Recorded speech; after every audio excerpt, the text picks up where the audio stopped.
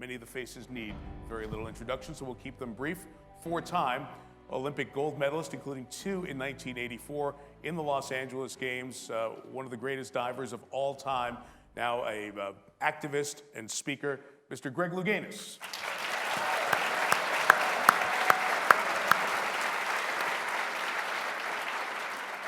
In the tennis world, this guy was a comeback kid for sure, a 10-time ATP Tour winner. 3 years ago, he found himself involved in activism in a very different way. It called him, and he has since become a very clear and prescient voice on so many topics, in addition to being one of the great athletes and one of the smartest, most perspective-carrying athletes you can ever find. Tennis star James Blake.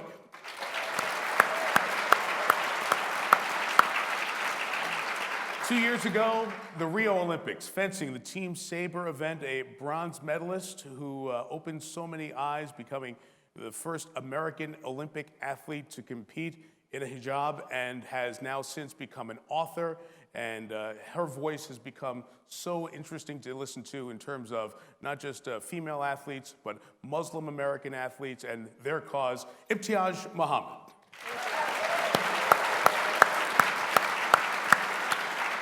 And as you saw at the end of the video, the first African-American head coach to win a Super Bowl, our partner on Sunday Night Football's Football Night in America at NBC Sports, a voice of smart, intelligent discourse in the football world and the sports world for well over a decade, and a pleasure to call him a teammate and a friend, Mr. Tony Dungy.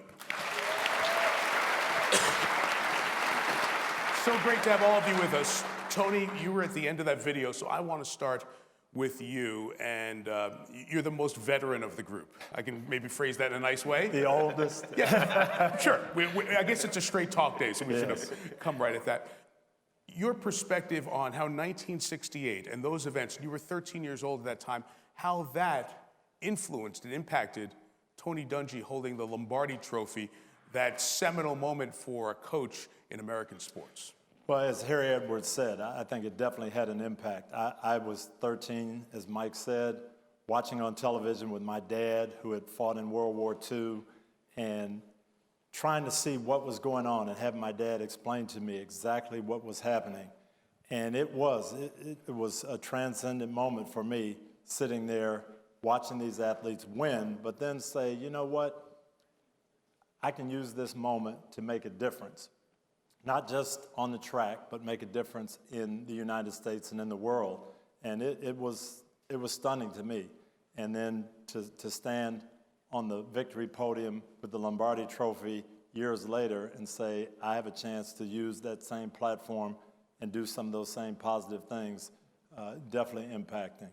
And the impact for everyone else here is different. I'm just curious, at different ages, different generations represented here, as you see 1968 and what happened, how do you see the events then through the prism of your position now, Ibtihaj? So I had two posters on my wall in college.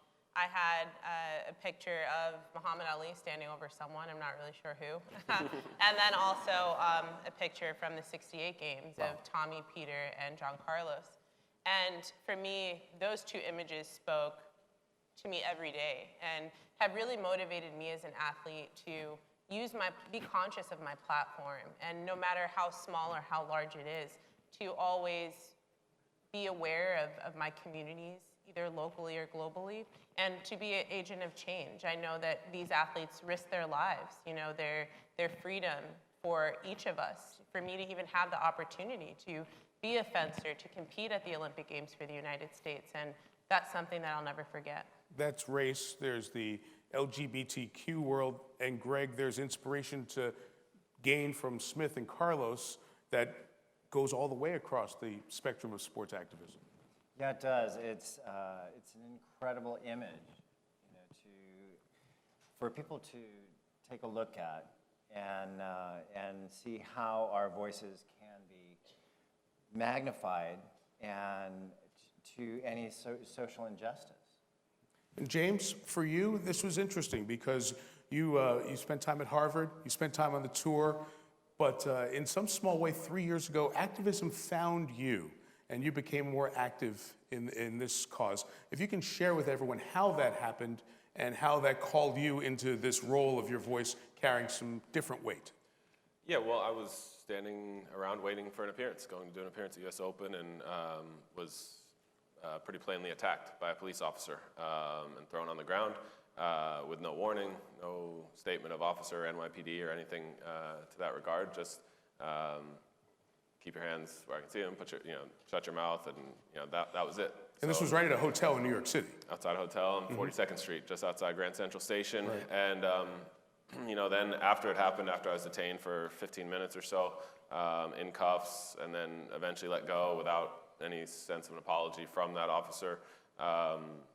As being an athlete, you want to brush this under the rug and not think about it. I'm tough, I can handle this. And I really only struggled with that for less than 3 minutes, because I called my wife, told her what happened. And one of the first questions she asked, she was shocked and appalled. And the first thing she said is, what if this happened to me? And that was like the cartoon light bulb going on, that I can't let this go. I can't stop. I can't internalize this and not let anyone else know about this, because there are other people that don't have this option. I was on Good Morning America the next day talking about it. I have this voice, and I have this megaphone. I can let people know this happens to me, this happens to others, this happens to those much less fortunate, and they don't have any recourse. They have no way of doing anything about this. So it would be, in my opinion, unbelievably selfish if I didn't go and speak about this and let people know and use what platform I have to help others that are in much less fortunate situations. I'm curious, Tony was involved in a team sport, but was the leader as the most mature adult in the room, as the head coach so often. But the three of you involved in individual sports, and the word I comes up so often. And there's risk involved in speaking out for the cause of concern to you in these large settings. What does it do to your impact and how people view you? Greg, how difficult is that to come across as a bridge to say, it's not that important to me, it's more important for the masses? As an individual athlete competing in an individual sport, I think sometimes it's easier, because on a team, in a team sport, when I was doing appearances on my book tour signings, a lot of kids would come to me, athletes who competed in team sports. And so it was something, an area, that I really didn't know a whole lot about, or haven't had a whole lot of exposure to personally. So when you're in a team sport, you have to have the support of the team as well as the coaches. And so I could answer for myself, because the only other person that I had to answer to was my family and my coach. And I can represent myself. So in a sense, it was a bit easier. The consequence, I didn't care about the consequence, because that wasn't what was important. What was important was that I be able to be myself, my authentic self, and be able to be a voice to those who don't have a voice, and to be able to educate people about things that I've been through, share fearlessly about my experiences, to hopefully create change, a change of thinking. And so, because the diving team was a very small team, right. So when we would train internationally, they were having meetings that I was not invited to, and the guys were asking who was going to room with the fag. And I mean, they should be so lucky, I was like, excuse me, I don't think so. And but it really kind of and also, I mean, I've seen a lot of these athletes since then. And I question how much of it was true homophobia, and how much of it was jealousy, because I was winning at the time. And I think it was more jealousy than it was true homophobia. It carried a double and different meaning. For you, Ibtihaj, it was a different time for sure, because we've come across so many different barriers over decades and generations. And this is 2016 in America, yet because of the climate of 2016 and that summer, being a Muslim American and competing had to be a little bit different set of circumstances that you had to deal with individually as you proudly proclaimed your heritage. Yeah. I mean, so much of what Greg has said rings true to me as not just as a Muslim woman competing in sport, but also as a woman of color. I'm the first woman of color to represent the United States for women's saber in my event that I competed in. And it's been that way. I was on the team for 8 years. I still to this day am the only woman of color to represent our nation as a women's saberist. And you never know where the bias stems from. You know, is it jealousy because it is an individual sport? There are very few spots on the Olympic team as a women's saberist. There's only 3, and this is, you know, a nation of athletes who want to represent, you know, our country at the Olympic Games. You don't know if it's jealousy. You don't know if it's because of your race. You don't know if it's because of your faith. For me, and I never stopped to say, hey, just quick question. Why don't you like me? You know, why am I not invited to team dinners? Why, you know, and that happened to you? Oh man, I mean, and I document all of this in my book, and it feels like a fencing tell-all of it because, you know, it's just some uncomfortable moments where, you know, you're not told about team practices, where a flight isn't booked for you, and those type of microaggressions that I faced as an athlete were really difficult, and I feel like I was expected to compete at the highest level of sport with this baggage, you know what I mean, and this form of harassment, which was really difficult. But when you talk about qualifying for the Olympic team at, you know, the height of the presidential election, we have a candidate who is very proudly exclaiming that he wants to instill this Muslim ban. And, you know, you talked about your experience with NYPD and being targeted and not knowing why. I've had those moments just as a Muslim woman, and they're hard. And I mean, even your story was very triggering to me because I've had experiences like that. And it can be difficult, but at the same time, I feel like this is a moment that the United States needed to have a Muslim woman represent our country, bring home a medal, because it immediately changes the narrative for the Muslim community to show people a side of Islam that most of us don't have the opportunity to see. We all tune into these corny shows on, you know, television that are depicting the Muslim community often in a dark, negative way. And I would encourage you all to stop watching.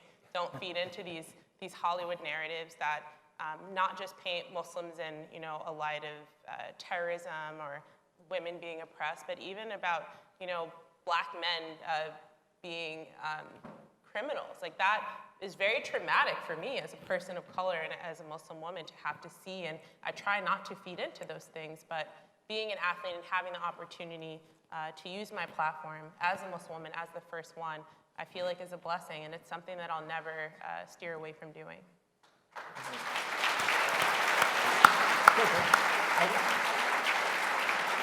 I think also, too, I don't know if this has been your experience or your experience, is that oftentimes those, what other people would categorize as negative events that happen in our lives actually are the catalyst for motivation. Mm-hmm. Absolutely. You know, to get yourself in action and to do the right thing, to educate. And it's all about education. Yeah, I had a moment actually when I was about 11 years old when I started actually doing pretty well in little junior New England tennis, and there was the father of one of the other players came up to my mom. My mom's white, my father's black. Came up to my mom and said, you know, it's such a shame James is doing so well. He said, you know, when he grows up, he can even have some success, but he can be hated by both sides, hated by the black community, hated by the white community. My mom, without missing a beat, said, I look at the other way. He can be loved by both sides. And that's the way, from that point on, I didn't know what, you know, mom was, obviously, I'm biased. My mom was an unbelievable tennis parent, but she was also just an unbelievable parent for seeing that and for seeing love first when she saw me and she saw the world itself. And at times, like what happened to me in New York, she got saddened, but she was always emboldened by the fact that she knew that in my heart, I wanted to do something because I had a voice, because I was different in the tennis community. It was dominated by white players. So I can stand out in some ways, and I can use that fact that I stand out for a positive change. And I tried to do that, and I remember thinking that before I started my career. you always have doubts whether you're going to be successful in your career, but I didn't doubt that I was going to do whatever I could when I had whatever success I had to try to make a difference in a positive way instead of thinking about the hate that was going to be associated with my career. Tony, you grew up in a very different time to the point that now we see the color of the skin of a football quarterback in the NFL, and we don't think about Deshaun Watson in Houston or Russell Wilson in Seattle. We think they're really good players and they can score a lot of points for my fantasy football team. Right. But there was a time not all that long ago that there was, oh, this team has drafted a black quarterback. You lived that at the University of Minnesota. Your NFL career was as a defensive back and part of a terrific team, the Pittsburgh Steelers, and their defense of the 70s. But in college, you were a really good quarterback at Minnesota, and the conversation of can that skill set go to the NFL was really one that was a tough bridge for a lot of NFL teams at that time. It was a different time for sure. I played a game my senior year in college at the University of Minnesota. We were playing the University of Washington. Warren Moon was the quarterback for the Huskies. We're playing against each other. I'm leading the Big Ten in passing. Warren's leading the Pac-10 in passing. He goes on to be the most valuable player in the Rose Bowl. Neither one of us got drafted as quarterbacks. Warren went to Canada. I switched positions. That's kind of how it was then. And James talked about the impact of parents. Right. My parents were fantastic in that same regard. What are you going to do to make the situation better? My dad fought in World War II. He came back and taught in Arlington, Virginia. He couldn't teach. After fighting in World War II, he couldn't teach in segregated or in integrated schools. He couldn't ride on the bus in Washington, D.C. And he never got bitter about it. He said, what can I do to make the situation better? And that's what he always instilled to me. And then I fast forward, every time I see this poster, 50 years later, I'm in the front seat of the bus going to see the President of the United States as the Super Bowl winners and thinking my dad had a lot to do with it.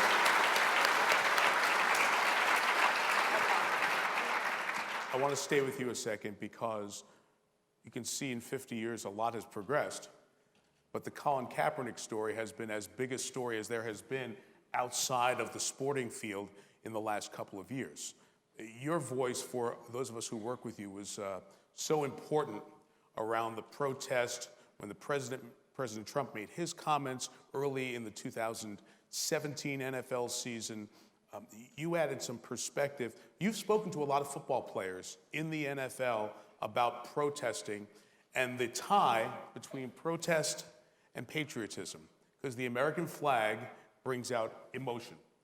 Different emotions in different folks, but it brings emotion for everyone.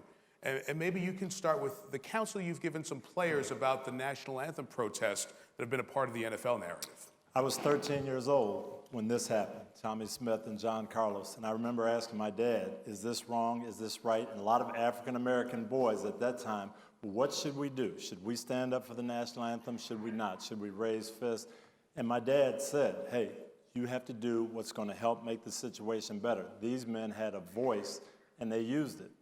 And he encouraged me to do that. So when I became head coach of the Tampa Bay Bucks, I talked to our players, hey, you've got a great opportunity to play sports, to be on a national platform, but if all we do is play, you're going to miss half of what you're here for. God put you here for a reason. We have to make the communities better. So I always encourage my players to be part of making things better. And I think that's what Colin was trying to do.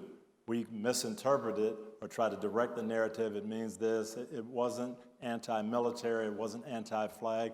Tommie Smith and John Carlos, this was not a black power protest. This was saying this is human rights. We're two of the fastest men in the world, but when we go home, there are schools that we couldn't run on their track team because they wouldn't let us in school. Right. That's wrong, and that needs to be changed. I think that's what Colin was saying. There's some things wrong. When James Blake gets assaulted and nothing is said about it, that's wrong, and we need to change it. Our players, our athletes have that voice, and I for one, thank them for using that voice. Mm-hmm.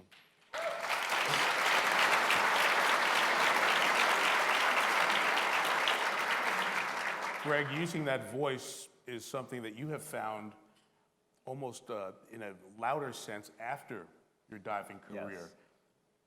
How difficult has that been as an individual, as you've gone past this point, to now look back at your younger self and say, I wish I would have done this or that at this point, now that I have the wisdom that gray hair brings and Right. experience. At least you have some. At least I have it. We love you. You know, the reason I was out, I mean, a lot of people say, well, when did you come out? It's a process. And so I was out to my friends and family, people who were important to me. They knew about my sexual identity, as well as USA Diving. That's the reason why they had debates on who was going to room with the fag. And so it was my policy not to discuss my personal life with members of the media, because I didn't want it to be about the gay athlete, the gay diver. And it is a subjective sport. And so, you know, I kind of kept it to myself, but I was out to the important people in my life. And, you know, and I felt that everybody's entitled to a personal life. So that's how I justified it. Coming out after, I don't have any regrets, because what it was is what it was. And, but it has really empowered me.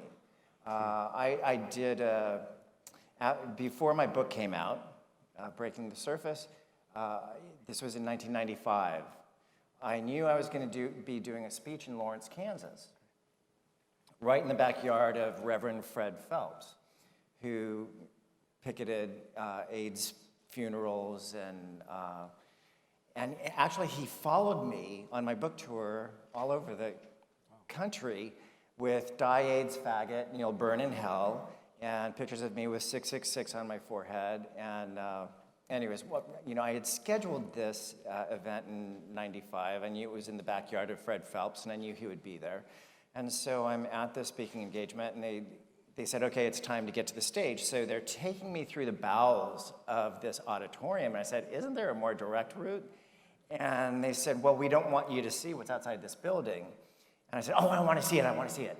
And so they took me to the third floor to make sure I was safe, and I'm looking down, and here's this group of individuals with Die AIDS Faggot, You'll Burn in Hell, and 666 on my forehead. I was like, oh, that's so cool. And so then when I did the speaking engagement, it was standing room only. Whenever there's any controversy, it's like standing room only. And so somebody during the Q&A got up and said, Mr. Louganis, what do you think about the ignorance that's standing outside this building? And I said, oh, you mean Fred? And they kind of chuckled. And I said, well, I feel like I should hand him a teddy bear and tell him he needs lots of hugs, because anybody who spews that much hate can't like themselves very much. And when you're doing these speaking engagements, you don't know what people are going to hear and what they're going to respond to, what's going to really kind of affect them. The LGBTQ plus student union sent him a bunch of teddy bears in my honor, telling him he needs lots of hugs. So I thought that was like way cool. So it's really important that you just be comfortable in your own skin and be able to share who you are. Great perspective, great perspective. Let's wrap up with this, because there are a lot of folks who watch sports to get away from the real world. It's really nice to unplug from your in-house or in-office trauma and watch a game and watch competition and root for someone. So when activism, politics, social injustice crosses into the game you love and your escape, sometimes that meets with friction. Sports has always helped these conversations along, because it's a great public forum. I always like to say when I speak to folks, if you take a section in a stadium, you can check most of the boxes on a census form. You'll see black, you'll see white, you'll see Catholic, Muslim, Protestant, you'll see female, male, all the different scopes you could categorize folks by, represented, and all usually wearing the same color, rooting for the same team. So sports brings together, but sometimes sports divide. What advice do you have for the athlete who might be watching this, who's 15 or 17 or 25 or 30, about how they should use their voice for causes that matter to them? I would say, personally, the first things first is make sure you believe it.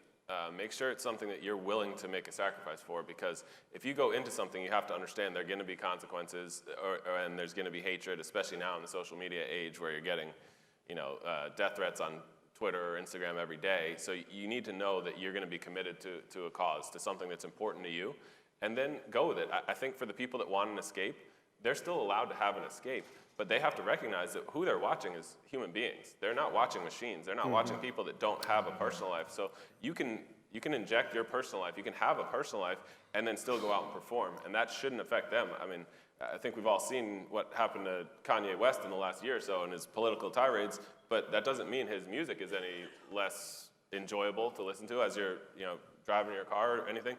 Are you sure? Doesn't have to be. Yeah. True, but I'm saying they can choose. They can choose to still have that escape. They can choose who they want to like, who they want to dislike. That's the fun of sports, but they can still respect that you're a human being, that you have other thoughts. No matter how much, I hear too often that they're paid so much money, they should just shut up and play sports, or they should just be happy with their job. Shut up I don't and dribble. care the number of zeros behind it. It doesn't make you able to control what they think, what they care about, and what they want to protest for, or what they want to speak about in their personal time. Ibtihaj, your advice to a young athlete? In the video we saw, I don't remember the man's name, but he very eloquently said that we're standing on the shoulders of giants, and what Tommie, Peter, and John did, I think, was profound and revolutionary in so many ways, and I really tried to lead my life in a way that I want to make a positive difference and change that I see in the world. And for those athletes, especially athletes of color who see different disenfranchisement in their communities and people who look like them, I really struggle to understand the lack of compulsion in being involved in social movements, because we see what happened to James as a man who is half black and was targeted by the police without any reason, right? And I know that has happened to me as a Muslim woman. So I would fall short as a Muslim woman, as an African American, if I didn't use my platform in that way. And to be honest, I feel like as a black person, I've been an activist since birth, and I don't really have a choice. I feel like we have far too many people to look to, like Muhammad Ali, especially as an athlete, who've really laid their lives, their security, their freedom on the line, and even the lives of their family members on the line for the good of our world, and I don't know, to me it's an easy choice, but I'm not really sure what that stems from. I think it's because I'm black, but who knows? Yeah. It all depends on what's inside the person. Yeah. Tony, I'm going to give you the last word on this. Well, the advice I always gave my players was the same advice I got from my first coach, Chuck Noll. He said, don't make football your life. Football's your profession. Long after your profession is over, you're still going to live your life. So after I'm a football player, after I'm a football coach, I'm still going to be a Christian. I'm still going to be an African American. I'm still going to have all of these different things. I can't put that aside just because I'm playing a sport. I'm going to play my sport, give it everything I have, but I'm still a Christian, I'm still an American, I'm still an African American, and that's got to show forth. The people in the room, the people watching, may not agree with everything that has been said by everyone, but the joy and the beauty of intelligent conversation and sharing ideas is something that hopefully the venue of sports can continue to extend forward as we all learn more and understand more about each other. Greg Louganis, James Blake, Ibtihaj Muhammad, Tony Dungy. Thank you all very much, and thank you for letting us share some of the time with you. And thanks to LA84 as well for this venue.